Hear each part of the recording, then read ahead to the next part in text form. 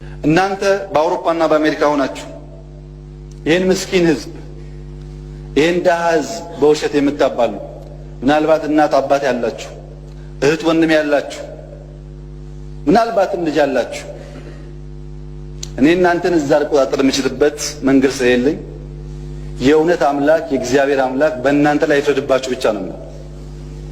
ስንት አይነት ክፉ መርዘኛ ኢትዮጵያዊ ቋንቋ የሚናገሩ ሰዎች እንዳሉ ግልጹን ነገሯቸው። በርስ በርስ ጦርነት እንድንጠመድ ደም ብሉ። እዚህ ሆናችሁ ገንዘብ አዋጣችሁ ወንድማማቾችን የምታገዳድሉ ደም ይሁንባችሁ፣ ደም ይሁንባችሁ። የላካችሁት ገንዘብ ደም ይሁንባችሁ፣ ደም ያስተፋችሁ።